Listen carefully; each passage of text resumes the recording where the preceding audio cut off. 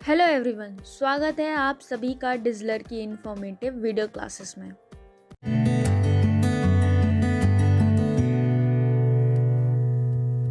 अभी कुछ दिनों पहले सुप्रीम कोर्ट का एक बहुत ही हिस्टोरिकल डिसीजन आया था, जिसमें सुप्रीम कोर्ट ने अनमैरिड फीमेल के अबॉर्शन को लीगलाइज किया था। इसका मतलब ये है कि विमेन के अबॉर्शन का राइट अब उसके मैरिटल स्टेटस पर डिपेंड नहीं करेगा। एक्चुअली अभी कुछ दिनों पहले 25 इयर्स की एक फीमेल ने अबॉर्शन के लिए दिल्ली हाई कोर्ट से परमिशन मांगी थी, क्योंकि वो 23 वीक्स एंड 5 डेज प्रेग्नेंट थी और उसके पार्टनर ने भी उससे शादी करने के लिए मना कर दिया। कोर्ट ने भी उस फीमेल को अबॉर्शन की परमिशन देने से मना कर दिया और कहा कि क्योंकि उसके 23 वीक्स कंप्लीट हो गए हैं तो उसे अबॉर्शन की परमिशन नहीं है। Justice JB. पारदीवाला और जस्टिस ए.एस. बोपन्ना की बेंच ने जो डिसीजन दिया था उसके अकॉर्डिंग कोई भी फीमेल सेफ और लीगल अबॉर्शन का राइट रखती है, चाहे वो मैरिड हो चाहे वो unmarried.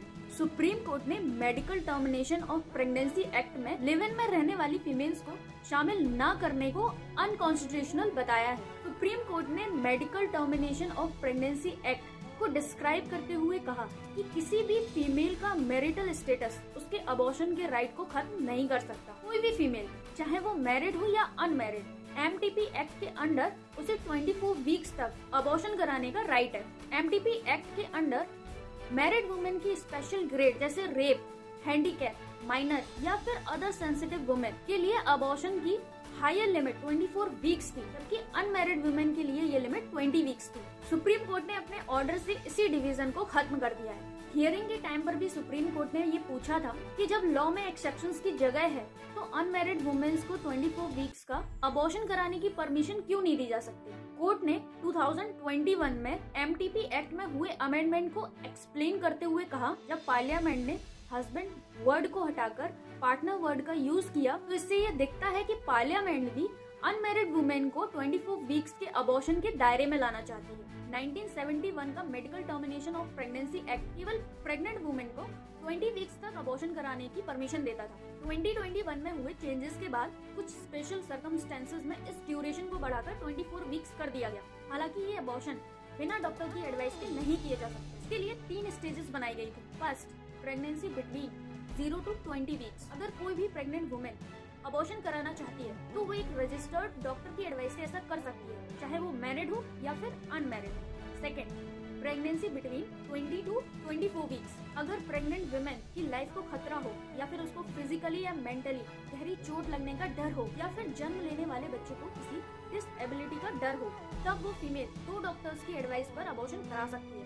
Third, pregnancy after 24 weeks. अगर एम्ब्रियो बहुत ज्यादा कमजोर हो तो मेडिकल बोर्ड की एडवाइस पर भी 24 वीक्स के बाद भी अबॉर्शन कराया जा सकता है। अगर प्रेग्नेंट वुमेन की लाइफ बचाने के लिए ऐसा करना बहुत जरूरी हो तभी अबॉर्शन कराया जा सकता है। एमटीपी एक्ट के रूल 3B में ही 20 से 24 वीक्स के अंदर अबॉर्शन कराने का राइट दिया गया है। रूल 3B में सिंगल वुमेन को शामिल करने की कोई प्रायोरिटी नहीं है और यह एक तरह से आर्टिकल 14 और राइट टू इक्वालिटी का वायलेशन भी है। यही सब देखते हुए जस्टिस डी.वाई. चंद्रचूड़ की बेंच ने यह फैसला सुनाया, अनमैरिड या सिंगल वुमेन को अबॉर्शन से रोकना और मैरिड वुमेन को अबॉर्शन का राइट देना ये फंडामेंटल राइट्स के अगेंस्ट है। सुप्रीम कोर्ट ने इस डिसीजन में मैरिटल रेप की सिचुएशन में भी 24 वीक्स तक अबॉर्शन कराने का राइट दिया। एमटीपी एक्ट रूल 3B के अंडर अबॉर्शन तभी हो सकता है जब फीमेल रेप या किसी रिलेटिव की वजह से प्रेग्नेंट हुई हो, वुमेन अडल्ट ना हो, विडो हो या फिर उसका डाइवोर्स हो गया हो, या फिर वो फीमेल मेंटली या फिजिकल तरीके से अनहेल्दी हो, या फिर वोम में पल रहा एम्ब्रियो अनहेल्दी हो, या तो फिर इस बात का प्रूफ हो कि वो बच्चा गर्भ में ही मर जाएगा या फिर डिसेबिलिटी के साथ पैदा होगा। सुप्रीम कोर्ट के जज जस्टिस डी.वाई. चंद्रचूड़ की बेंच ने ये माना कि एमटीपी एक्ट के रूल 3B में अनमैरिड फीमेल्स को शामिल न करना गलत है।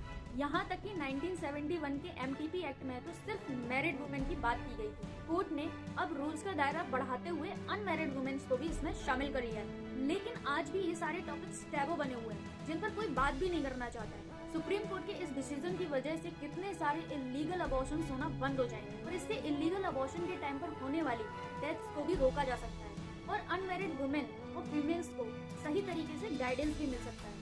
सुप्रीम कोर्ट के इस डिसीजन के बारे में आपकी क्या राय है?